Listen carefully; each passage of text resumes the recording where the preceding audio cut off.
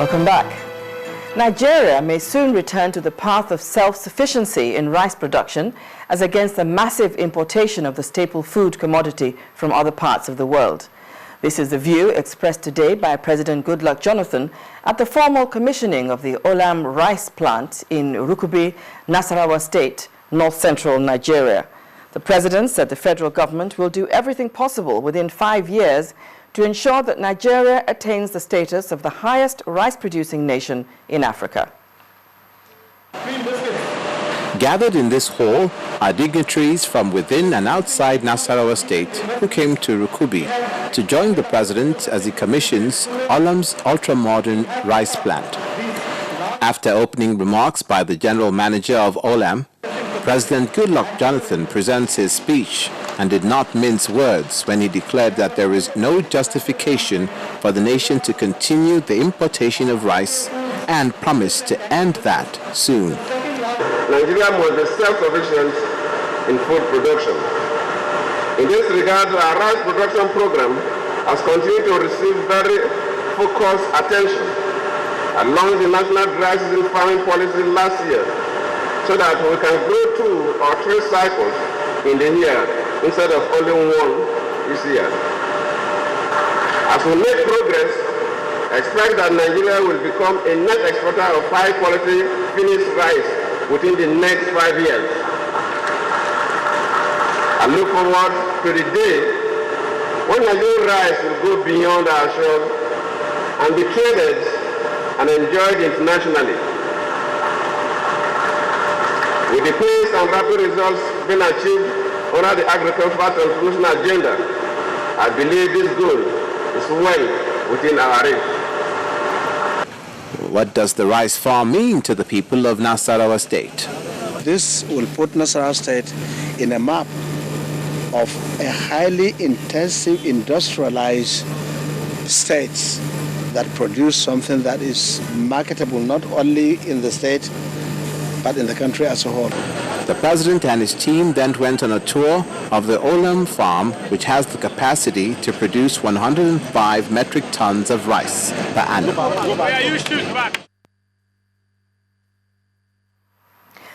Meanwhile, reports just reaching us indicate that the Speaker of the Nasarawa State House of Assembly, Musa Mohammed, today directed the Clerk of the House to serve impeachment notice on Governor Tanko El-Makura. The directive followed a motion brought by the Deputy Majority Leader under matters of public interest, alleging that the governor mismanaged funds due the state from the Universal Basic Education Commission and the Shaw P program. 20 out of the 24 members of the State Assembly, who are members of the People's Democratic Party, signed the petition, leaving the 4 members who are in the minority, All Progressive Congress, in shock.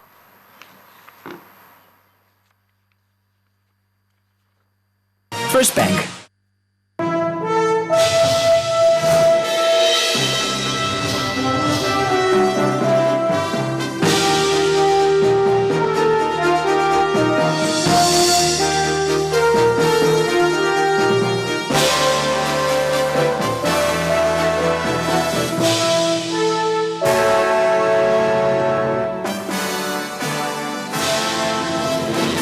Hello everyone, welcome to Business News Tonight.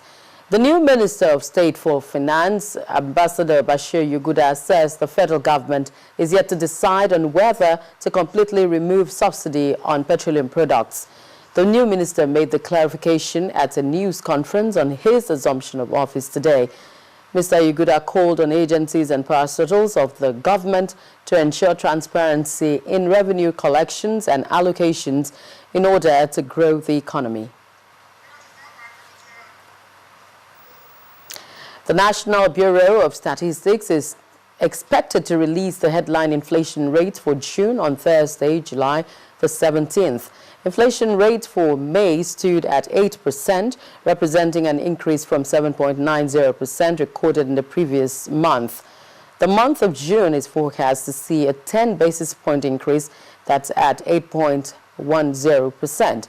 According to economists at Don Lauren Merrifield, the projection is based on the food sub-index captured by farm produce and processed foods, which rose from 160.6 in May to 161.8 in June. It is also believed that the spike in the core sub-index, which inched up by 157.0 points in June, will also contribute to the forecast. Access Bank Nigeria PLC has relaunched its women-based initiative that will help address the default rate of women in small and medium enterprises, SMEs. The initiative, which is called The W, aims to give attention to the needs of various classes of women in Nigeria and across the globe. At the ceremony, which held in Lagos, the bank's executive detailed the modus operandi of the scheme to women. Our correspondent Temple Ashaju reports. It's all about women, and it's begun with a free makeup session for all.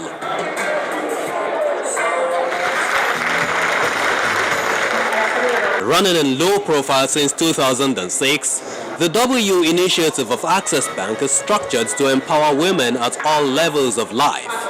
It has now passed through intensive research, hence the relaunch. You are a career woman, you are doing your own business, there is something in Access for you. So W is about women who desire to be inspired, connected, and empowered. W is about you, about the Nigerian women and women all around the world. Access Bank is ready to help women across all stages of life. Illustrative sessions to enlighten women on the benefits of the scheme. And the managing director, Mr. Herbert Wigwe, is the mouthpiece at that.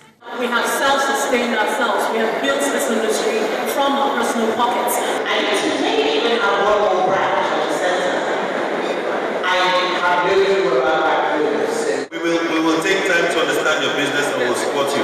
I don't think there's anything that's so complex in your business. You've grown it, it's expanded, all right? We will determine what the financial needs can be.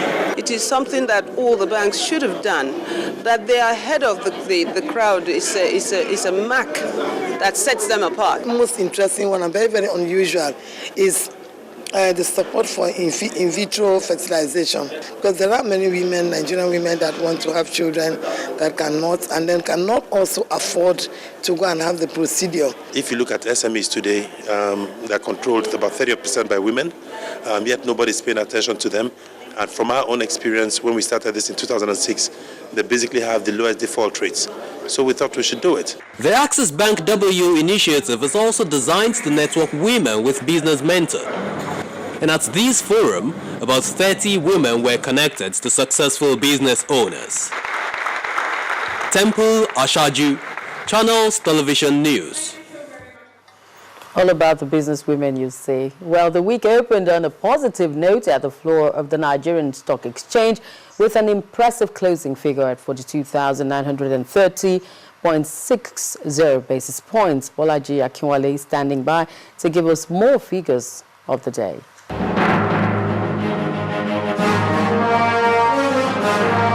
Hello and welcome to the Stock Market Report. Trading at the local bourse opened on a positive note on Monday as the key index edged up 0.24% to close at 42,930.60. The market capitalization ended at 14.175 trillion naira. Leading the gainers pack is construction giant Ashaka Cement, which added 1 naira 62 kobo to its share price. Guaranty Trust Bank and WAPCO also recorded some price gains. On the decliners table, Guinness topped with a drop of 5 naira 50 kobo. Julius Berger and Seplat Petroleum shared 2 naira 4 kobo and 2 naira each. On the activity chart, FBN Holding put the highest volume of shares of 157.9 million units ahead of Unity Bank and Wema Bank. At the close of the session, investors staked 6.2 billion naira for 468.5 million shares in 5,502 deals. That's it on the Stock Market Report. I am Bolaji Akinwale.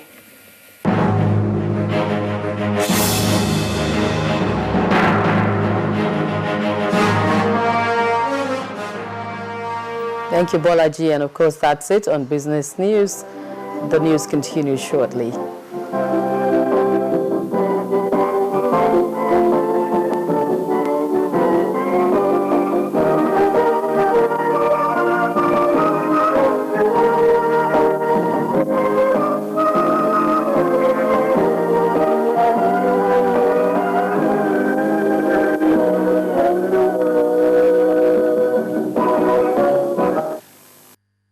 First Bank. Still ahead on the news at 10, Jamaican athlete Ashafa Powell gets the all clear from the Court of Arbitration for Sports to race again. Please stay with us.